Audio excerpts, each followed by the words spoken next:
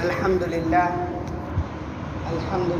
نحمده ونستعينه ونستغفره ونؤمن به ونتوكل عليه ونعوذ بالله من شرور أنفسنا ومن سيئات أعمالنا من يهده الله فلا مضل له ومن يضلله فلا هادي له ونشهد أن لا إله إلا الله وحده لا شريك له ونشهد أن سيدنا ومولانا محمدا عبده ورسوله أما بعد فأعوذ بالله من الشيطان الرجيم بسم الله الرحمن الرحيم ألم يجدك يتيما فآوى ووجدك ضالا فهدى ووجدك عائلا فأغنى فأما اليتيم فلا تقهر وأما السائل فلا تنهر وأما بنعمة ربك فحدث صدق اللہ مولانا العظیم۔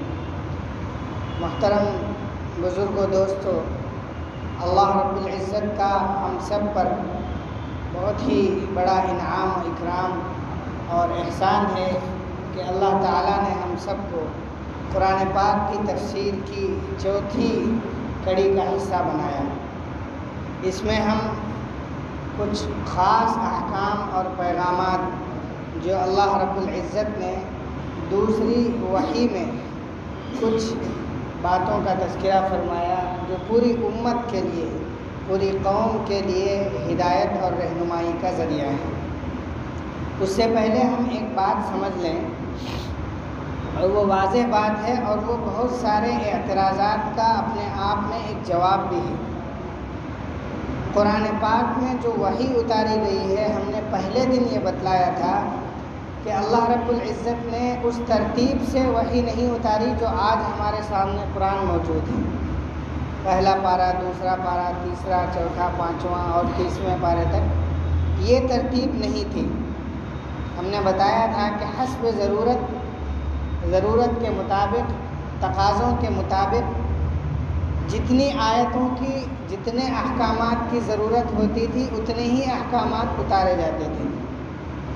یہ تو بعد میں حضرت عثمان رضی اللہ عنہ کے زمانے میں قرآن کو باقاعدہ مرتب کیا گیا، واقعات کو ادھر ادھر دیکھ کر، احکامات کو دیکھ کر، سمجھ کر۔ تو قرآن پاک کی جب وحی کا سلسلہ شروع ہوا تھا، ایک دو وحی کے بعد میں ایک مرحلہ ایسا آیا کہ اللہ کے نبی صلی اللہ علیہ وسلم پر بڑی مدت تک کے لیے وحی کا سلسلہ ختم ہو گیا تھا، بند کر دیا گیا تھا، اسٹاپ کر دیا گیا تھا۔ مثال کے طور پر بعض روایات میں آتا ہے کہ 6 مہینے تک بھی وحی نہیں نازل ہوئی، بعض روایات میں 8 مہینے کا تذکرہ آتا ہے، اور جو صحیح روایت ہے وہ 2 سال کی مدت بتائی جاتی ہے کہ اس 2 سالہ مدت میں وحی کا کوئی سلسلہ ہی نہیں رہا، وحی آئی ہی نہیں۔ اور اسی دوران نبی پاک صلی اللہ علیہ وسلم کے ساتھ ایسا ہوا کہ بیماری کی وجہ سے، کمزوری کی وجہ سے اللہ کے نبی صلی اللہ علیہ وسلم تہجد میں جو اٹھا کرتے تھے، تہجد کی جو نماز ہوتی تھی، وہ نمازیں بھی ادا نہیں کر پا رہے تھے۔ تو جو کفار تھے ان کو موقع مل گیا، انہوں نے یہ کہنا شروع کر دیا کہ نعوذ باللہ اللہ نے محمد کو چھوڑ دیا ہے۔ اللہ نے کیا کر دیا؟ محمد کو چھوڑ دیا ہے۔ اب اسی لیے جو ہے نہ اللہ کا کوئی رابطہ ہوتا ہے، نہ وحی آتی ہے، اور نہ یہ تہجد میں کھڑے ہوتے ہیں کہ جو ہے اللہ سے کچھ باتیں کر سکیں۔ تو اللہ رب العزت نے ان کافروں کے جواب میں کچھ آیتیں نازل فرمائی، اور احسان کے طور پر اللہ تعالیٰ نے جو ہے ان کافروں پر لعنت بھیجی، ان کی کچھ برائیاں بیان کی، کچھ ان کے عذاب بیان کیے، اور آخری جو آیتیں ہیں اس میں اللہ رب العزت نے جو فرمایا وہ یہ تھا کہ الم یجد کا یتیما فآوا، کہ آپ کو نہیں پتا کہ اللہ نے آپ کو جو ہے یتیم پایا تھا، یعنی آپ یتیم تھے، اللہ نے آپ کو ٹھکانہ دیا۔ یعنی والد کا انتقال ہو چکا تھا پہلے ہی، ولادت سے پہلے ہی، اور اس کے باوجود اللہ رب العزت نے جو ہے اس قدر تعظیم دی، اس قدر عزت دیا کہ اس کو ہم لوگ جانتے ہیں سب. وَوَجَدَكَ ضَالًّا فَهَدَى کہ آپ کو اللہ رب العزت نے پایا اس حال میں کہ آپ کو کسی چیز کا علم نہیں تھا. یہاں پر ضال کا مطلب گمراہ نہیں کیا جا سکتا کہ آپ کو کسی چیز کا علم نہیں تھا، اللہ رب العزت نے ہدایت دی، یعنی علم عطا کیا آپ کو کہ کس طریقے سے زندگی گزارنا ہے اور کیسے کیا کرنا ہے. وَوَجَدَكَ عَائِلًا فَأَغْنَى اور آپ بے سروکار تھے، آپ کے پاس کچھ بھی نہیں تھا، اللہ رب العزت نے آپ کو غنی بنا دیا. اللہ رب العزت نے آپ کو تمام تر سہولیات عطا فرما دی، ہر چیز اللہ نے دے دیا.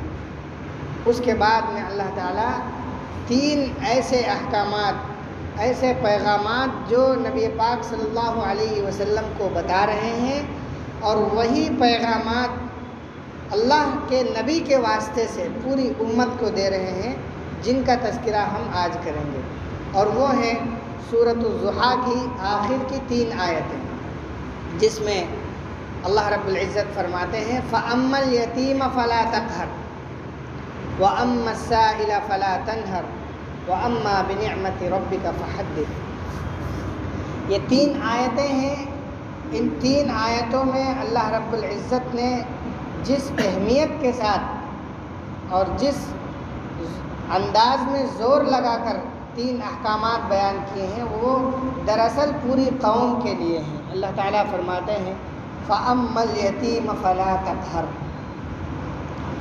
آپ یتیم کو ہرگز بھی نہ جھڑکیں، یعنی یتیم کے ساتھ نرمی کا معاملہ کریں.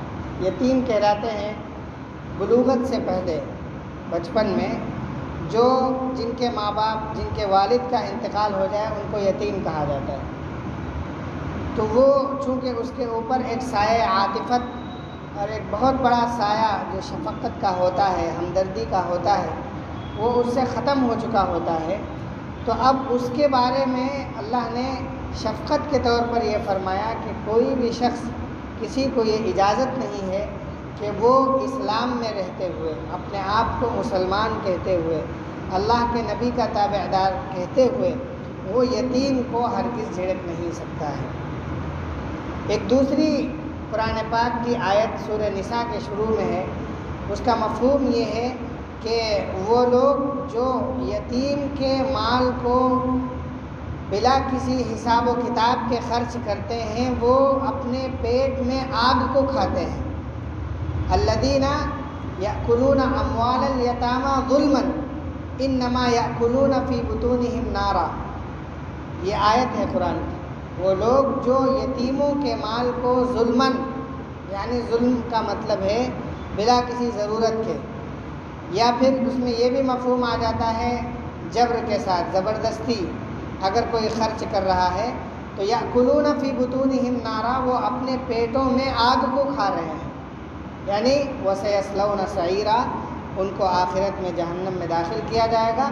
تو وہی جو آگ انہوں نے کھائی ہے، جو غلہ اور جو مال انہوں نے خرچ کیا ہے، وہ آگ کی شکل میں پیٹ سے نکلے گا. تو یہ جو وعید اللہ رب العزت نے یتیموں کے لیے بتائی ہے کہ جو یتیم کے ساتھ غلط برتاؤ کرتے ہیں، فَأَمَّا الْيَتِيمَ فَلَا تَقْهَرْ کی تفسیر میں یہ آیت بھی شامل ہو جاتی ہے. لہذا اگر کوئی شخص یتیم کا نگراں ہے، یتیم کا محافظ ہے، اس کے والد کے بعد اس کا حفاظت کرنے والا ہے، تو اس کے اوپر یہ لازم ہوتا ہے کہ وہ اس کے مال کو اس کے بلوغت تک، جب تک وہ عقل مند نہ ہو جائے، سمجھنے نہ لگے صحیح اور خراب کو، اس وقت تک اس کے مال کی صحیح معنی میں حفاظت کرے، اور حفاظت کرنے کے ساتھ ساتھ اس کے ساتھ کسی بھی طریقے سے ظلم کرنے سے یا جھڑکنے سے، یا اس کو کہیں نہ کہیں اس بات کا احساس ہو جائے کہ میرے والد اگر ہوتے تو میرے ساتھ ایسا برتاؤ نہ کیا جاتا. اگر یہ جملہ اس کے منہ سے نکل جاتا ہے یا اس کے ذہن میں یہ بات گردش کر جاتی ہے، تو پھر اس نگراں کے لیے، اس محافظ کے لیے خیر اور بھلائی کی بات نہیں ہے. یہ بڑی ذمہ داری کی بات ہوا کرتی ہے. فَأَمَّا الْيَتِيمَ فَلَا تَقْهَرْ. دوسری جو آیت ہے جو حدیث میں اللہ رب العزت نے جو قرآن پاک کی آیت تلاوت کی نے بتائی ہے، اس میں یہ ہے وَأَمَّا السَّائِلَ فَلَا تَنْهَرْ. کہ آپ سائل کو ہرگز بھی نہ جھڑکیں۔ یہ جو آیت ہے یہ ہم سب کے لیے بڑی اہمیت کے حامل آیت ہے۔ اللہ رب العزت نے یہ فرمایا کہ جو سائل ہوتے ہیں، جو سوال کرنے والے ہیں، ان کو ہرگز بھی آپ نہ جھڑکیں۔ اب یہاں پر سوال کئی طریقے کے ہوتے ہیں۔ ایک سوال جو ہے مانگنا، کسی سے اپنا مطالبہ کرنا، مانگنا، یہ کئی طریقے کا ہے۔ جو آپ کے سامنے جو شخص ہاتھ پھیلائے گا، جو اپنی ضرورت کو بیان کرے گا، وہ غالباً 3 درجوں کے ہوتے ہیں، 3 کیٹیگری ان کی ہوتی ہے۔ ایک وہ شخص ہے جو ایسے ہی آیا اور اس کو فوری طور پر ضرورت ہے اور اس نے مانگ لیا۔ ایک دوسری شکل یہ ہے کہ وہ واقعی شریعت کی روشنی میں مسکین ہے، غریب ہے، فقیر ہے وہ شخص۔ ایک تیسرا وہ شخص ہے جس کو کہیں نہ کہیں اس چیز کی ضرورت نہیں ہے، اس نے ایک چیز کی عادت بنا لی ہے، وہ اپنی عادت کے مطابق سوال کر رہا ہے۔ ان تینوں چیزوں کے احکامات ہم ابھی جانیں گے۔ سوال شریعت کی روشنی میں سائل اس شخص کو کہا جاتا ہے جو سائل کا مطلب ہوتا ہے مسکین شریعت کی روشنی میں۔ مسکین اس شخص کو کہا جاتا ہے جس کے پاس 1 دن اور 1 رات کے کھانے سے زیادہ کچھ نہ ہو، یعنی اس کے پاس اگر 1 دن 1 رات کے کھانے سے بھی کم ہو تو وہ مسکین ہے، اور اگر 1 دن 1 رات کے کھانے کا انتظام ہے اس کا، یعنی 24 گھنٹے کے کھانے کا انتظام ہے، تو شریعت کی روشنی میں وہ شخص مسکین نہیں ہے۔ لہذا اللہ رب العزت نے کیا فرمایا؟ فَأَمَّا السَّائِلَ فَلَا تَنْهَرْ۔ تو پہلی شکل اگر ہے کہ کوئی شخص آ جائے اور مانگ لے اور ہمارے پاس اس کا انتظام ہو، تب بھی یہ وہ آیت ہے جو دینے والے کے اوپر عائد ہوتی ہے۔ دوسری ایک حدیث ہے جس میں اللہ کے نبی صلی اللہ علیہ وسلم نے فرمایا کہ اگر آپ اپنی ضرورت کے مطابق مانگ رہے ہیں تب تو اچھی بات ہے۔ اگر کسی شخص کو ضرورت نہیں تھی، مال کی، پیسے کی ضرورت نہیں تھی، اور وہ مانگنے لگے اور بلا وجہ وہ مانگتا ہے، اس کی عادت بنا لیتا ہے یا کبھی کبھی مانگتا ہے، تو قیامت کے دن وہ شخص اس حالت میں اٹھایا جائے گا کہ اس کے جو چہرہ جو اس کا ہوگا اس کے اوپر کھال نہیں ہوگی، صرف گوشت ہوگا۔ کتنا برا لگتا ہے اور گھناؤنی سی ایک تصویر ہمارے سامنے آتی ہے کہ انسان کا جسم تو ہو لیکن اس کے اوپر کی کھال اکھاڑ دی گئی ہو۔ تو وہ شخص جو بلا ضرورت کے مانگتا ہے اس کے لیے یہ وعید ہے شریعت میں۔ لہذا 2 ذمہ داریاں یہاں پر ہوں۔ ایک ذمہ داری مانگنے والے کی ہے کہ اگر اس کو ضرورت نہیں ہے تو نہ مانگے، ورنہ اللہ نے یہ وعید طے کر رکھی ہے۔ اور ایک ذمہ داری دینے والے کی ہے کہ اگر اللہ نے اس کو دے رکھا ہے تو وہ بلا جھڑکے دے دے، اور اگر انتظام نہیں ہے تو جھڑکے نہیں، وہ کسی اور بہانے سے جو ہے آگے کر دے۔ جھڑکنے کا حکم نہیں ہے، جھڑکنے کی ممانعت آئی ہے۔ تو یہاں پر 2 الگ الگ ذمہ داریاں ہو گئیں۔ اب ان 2 ذمہ داریوں کو لے کر ہم غور کریں تو جو پہلی شکل ہے یا دوسری شکل ہے یا تیسری شکل ہے، ان تینوں شکل میں جو شروع کی 2 شکلیں ہیں اس میں تو فقہائے کرام اس بات پر متفق ہیں کہ ان کو دے دینا چاہیے اگر آپ کے پاس انتظام ہے تو، اور اگر انتظام نہیں ہے تو کسی نہ کسی طریقے سے معذرت کر دینی چاہیے کہ بھائی جو ہے ہمارے پاس ابھی انتظام نہیں ہے، یا جو ہے بعد میں آ جائیں، بعد میں ملیں، انتظام ہونے پر دیا جائے گا۔ یہ ان 2 لوگوں کے لیے ہے جو شروع کے تھے۔ جیسے ہمارے یہاں جو محاورہ چلتا ہے کہ معاف فرمائیے، معاف کرو بھائی، معاف کرو۔ معاف کرنے کا کیا مطلب ہے؟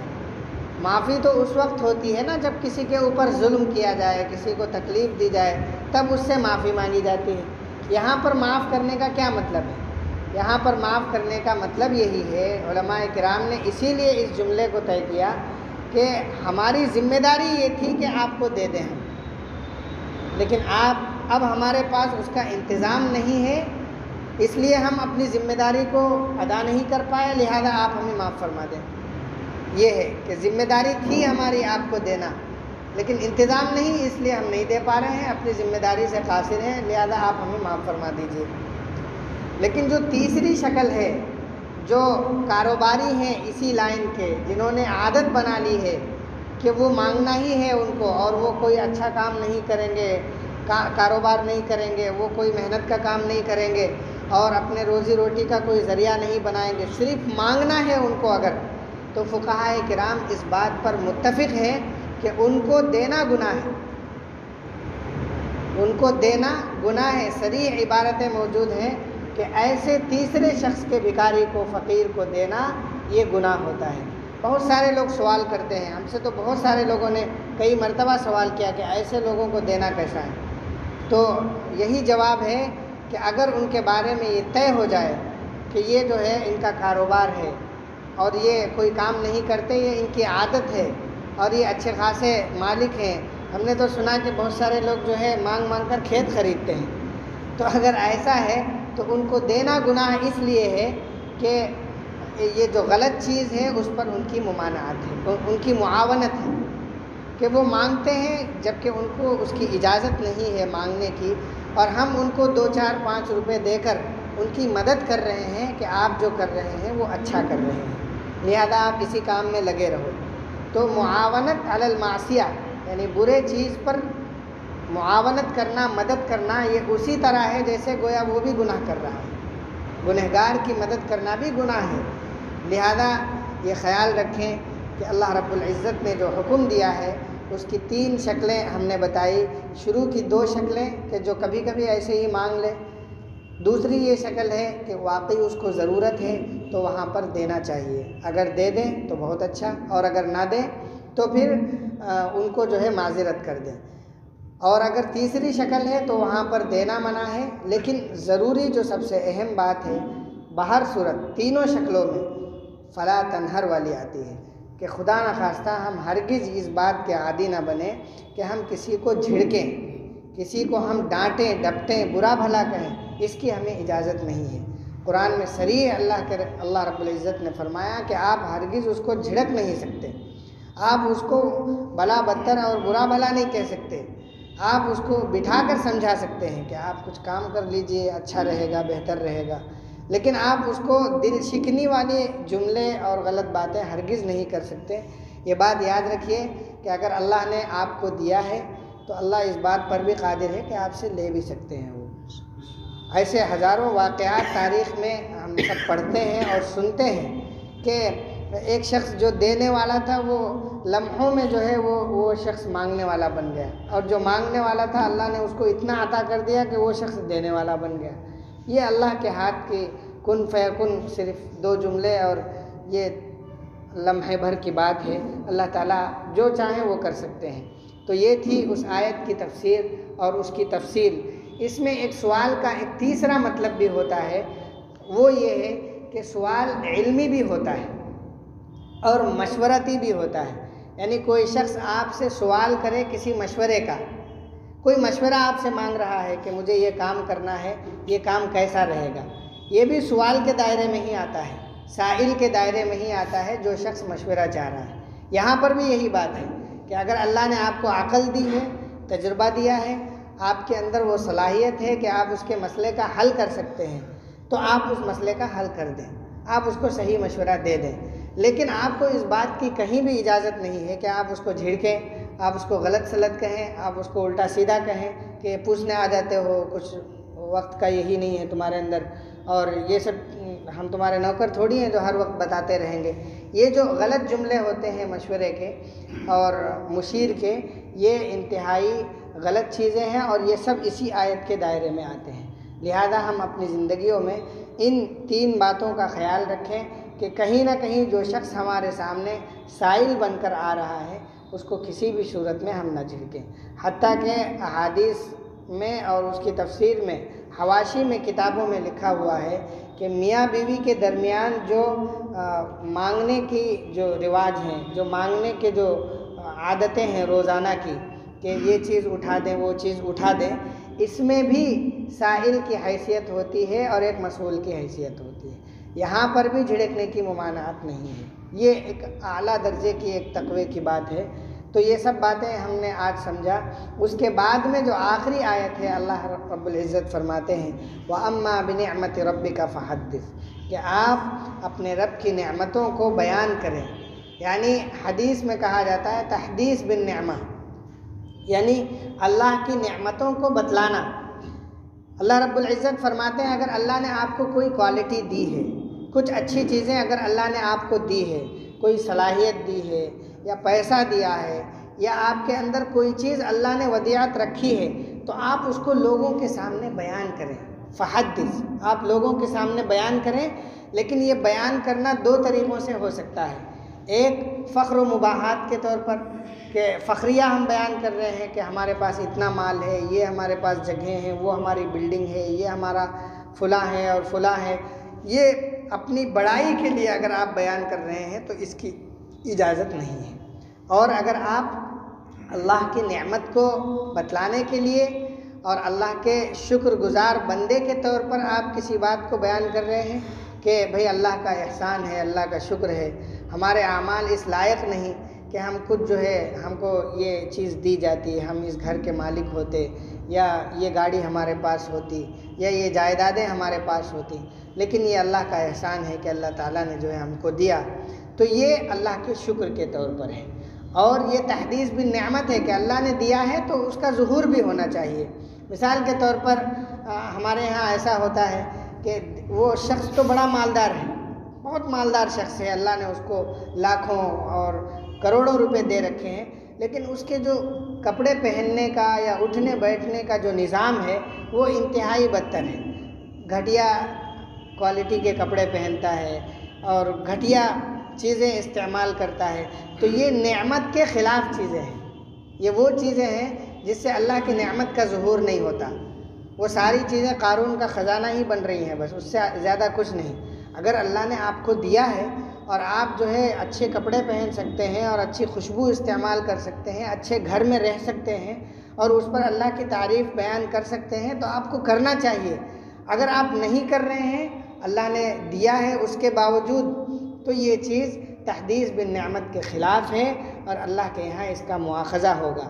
جس طریقے سے ہم ایک والد اپنے بچے کو کچھ پیسے دے دے اور یہ کہے کہ یہ پیسے آپ کے ہیں، آپ اس کو جو ہے کپڑے خرید لیجئے یا آپ کچھ لے کر کھا لیجئے یا آپ فلاں چیز لے آئیے، یہ آپ اس کے مالک ہیں۔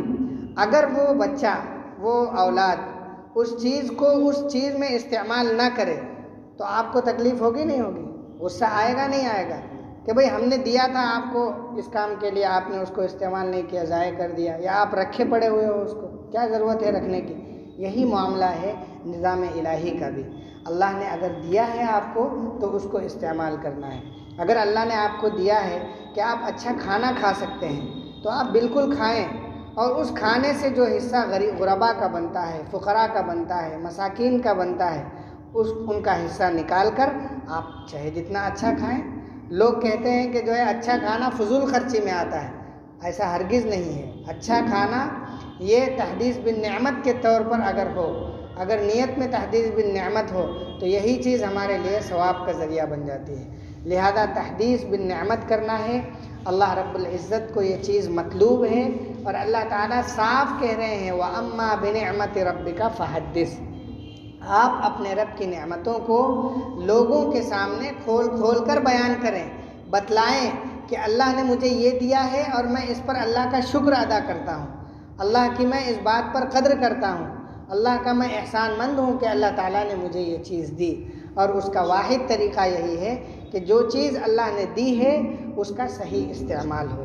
اگر اللہ نے آپ کو اس لائق بنایا ہے کہ آپ بہت اچھی گاڑی سے چل سکتے ہیں تو آپ بس سے سفر کرنے کی آپ کو قطعاً ضرورت نہیں ہے۔ اگر بسیں جو ہے تکلیف دہ ہیں، بس سے تکلیف ہوتی ہے اور پریشانی ہوتی ہے، اور آپ کے پاس اتنا انتظام ہے کہ آپ ایک اچھی گاڑی سے سفر کر سکتے ہیں، تو آپ کے اوپر تحدیث بالنعمت کے اصول سے یہ چیز لازم ہوتی ہے کہ آپ اس کو استعمال کریں۔ آپ کو اس وقت اجازت نہیں ہوگی کہ آپ جو ہے یہ استعمال کریں۔ آپ یہ کہیں کہ بھئی پیسے بچا لے رہے ہیں، فضول خرچی سے بچ رہے ہیں، میں نے پھر قید لگائی، اگر اس میں تکلیف نہیں ہے تو اور اگر آپ کو سہولت ہے اس میں تو آپ بلا جھجک سفر کریں۔ یہ تمام چیزیں آتی ہیں اسی اصول کے دائرے میں۔ تو ہم نے آج قرآن پاک کی 3 آیتوں کی تفسیر سمجھی جو تقریباً دوسری وحی کا ہی حصہ ہیں، جس میں اللہ رب العزت نے سب سے پہلے فرمایا کہ آپ یتیم کو ہرگز نہ جھڑکیں اور سائل کو بھی ہرگز نہ جھڑکیں، کیونکہ سائل جو ہوتا ہے وہ اللہ رب العزت کی طرف سے آپ کا ممتحن بن کر، آپ کا امتحان لینے والا بن کر حاضر ہوتا ہے۔ وَأَمَّا بِنِعْمَةِ رَبِّكَ فَحَدِّثْ، اور اگر اللہ رب العزت نے آپ کو دیا ہے تو آپ اس کو تحدیث کریے، آپ اس کو لوگوں کے سامنے بیان کریے۔ اور ایک بات یہ بھی آخری بات ہے کہ اللہ رب العزت نے ان 2 آیتوں کے ساتھ تیسری جو آیت کو ملایا ہے، مفسرین نے لکھا ہے کہ اس سے یہ بھی پتہ چلتا ہے، اللہ یہ کہہ رہے ہیں کہ اگر ہم نے آپ کو مال دیا ہے تو آپ وہ مال فقیروں میں، مسکینوں میں، غرباء میں دے کر اللہ کی نعمت کو بیان بھی کریے۔ یعنی وہ مال آپ پہلے غرباء کو دیں، جس سے یہ پتہ چلے گا کہ آپ تحدیث بالنعمت کر رہے ہیں، اللہ کی نعمت کو لوگوں سے بیان کر رہے ہیں۔ اور اگر آپ جو ہے مال تو کما رہے ہیں اور اس کو محفوظ کر رہے ہیں، فقراء کو دے نہیں رہے، تو وہاں پر تحدیث بالنعمت نہیں ہوگی۔ لہذا ہمارے اوپر بڑی ذمہ داریاں عائد ہوتی ہیں، ذمہ داریوں والا کام ہے یہ کہ اللہ نے اگر دیا ہے تو بڑی ذمہ داریاں آتی ہیں کہ ہم سب کو بڑی رعایتوں کے ساتھ چلنا ہوتا ہے۔ اسی لیے اسلام میں زکوٰۃ کا اور صدقے کا نظام ہے۔ یہ ایک ایسا نظام ہے جو کسی بھی قوم میں نہیں پایا جاتا، لیکن ہماری ایک کمیونٹی، ہماری قوم ایسی ہو گئی ہے کہ صدقے کا کوئی نظام ہی ہمارے یہاں نہیں ہے۔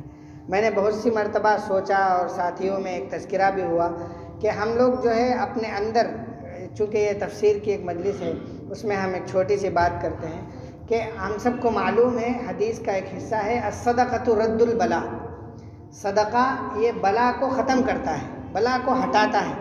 آج ہمارے گھروں میں ہزاروں لوگ بیمار ہیں، ہزاروں لوگ پریشان ہیں، مصیبتوں میں ہیں، تکلیفوں میں ہیں، لیکن ہم غور کریں اگر کہ ہم نے کب صدقہ دیا تھا تو ہمیں یاد نہیں ہے، یاد ہی نہیں ہے ہمیں۔ اگر ہم یہ عادت بنا لیں کہ ہمارے گھروں کی عورتیں، ہمارے گھروں کے بچے وہ صدقہ نکالنے لگیں، تو اللہ رب العزت تو کہہ رہے ہیں اللہ سے سچا کون ہو سکتا ہے، اللہ کے نبی سے زیادہ سچا کون ہو سکتا ہے، کہہ رہے ہیں رد البلا۔ مان لیجئے آپ سفر میں جانے والے تھے اور اس سفر میں کوئی حادثہ ہونے والا تھا، آپ نے صدقہ دے دیا پہلے ہی، تو وہ بلا ٹل چکی ہے، پہلے ہی ٹل چکی ہے۔ تو اس بات کا عادی بنائیں اپنے آپ کو۔ گھروں میں کہیں یہ لکھا ہوا ہو جہاں سے آپ بالکل ایگزٹ کرتے ہیں، نکلتے ہیں، وہاں پہ ایک لکھا ہوا ہو الصدقۃ رد البلا، یا یہ کہ کم سے کم ایک کوئی ڈبہ ٹنگا ہوا ہو جس سے نظر پڑے اور یہ یاد آ جائے کہ بھئی صدقہ کرنا ہے، 8 آنے یا 1 روپیہ جو ہماری جیب میں ہے، گھر سے نکلتے وقت وہاں اس ڈبے میں ڈال دیا اور باہر نکل گئے۔ تو وہ چیز ہمارے لیے گارڈ بن کر، محافظ بن کر جب تک ہم اس دنیا میں گھومتے رہیں گے، بلا کے رد کا، بلا کو ہٹانے کا ذریعہ بنتا رہے گا۔ اور وہ 1-2 روپے ہم لوگ جو ہے ایسے ہی ضائع کر دیتے ہیں۔ آج کل تو اتنی مہنگائی ہے کہ 10 روپے میں لوگ جو ہے ایسے ہی اڑا دیتے ہیں، گھنٹے بھر کے کملا پسند اگر کھا لیں 10 روپے میں تو ختم، لیکن اگر 1 روپیہ صدقہ کرنے کو کہہ دیں تو وہ ہم سے نہیں ہوتا۔ اور یہی چیزیں ہمارے لیے کامیابی کا ذریعہ ہیں۔ تو ہم یہ ایک کوشش کریں، اپنے گھروں میں بچوں کو سمجھائیں اور گھروں میں کچھ ایسا ایک نظام بنائیں کہ جو ہے کسی نہ کسی طریقے سے ہم 1-2 روپے صدقے کے طور پر ڈالیں۔ اس سے کیا ہوگا، ایک اچھی رقم جمع ہو جائے گی۔ اس رقم کو ہم غرباء کی شادیوں میں، یا کسی غریب کی کسی بڑی مدد میں، یا کسی غریب کے پاس دیوار گر گئی یا چھت گر گیا یا کچھ اور ہو گئی، اس طریقے کی ضروریات میں ہم وہ اچھی خاصی رقم جو مہینہ 2 مہینہ یا 3 مہینے میں جمع ہو رہی ہے اس کو استعمال کر سکتے ہیں۔ 1-2 روپے وہ ایسے ہی ضائع ہو جاتے ہیں۔ لہذا بڑا سوچیں، انشاءاللہ اجر بھی بڑا ہوگا اور سب کے لیے مفید ہوگا۔ اللہ تعالی ہم سب کو کہنے سننے سے زیادہ عمل کرنے کی توفیق عطا فرمائے۔ سبحان اللہ و بحمدہ، سبحانک اللہم و بحمدک، ونشہد ان لا الہ الا انت ونستغفرک ونتوب الیک۔ سبحان ربک رب العزت عما یصفون وسلام علی المرسلین والحمد للہ رب العالمین۔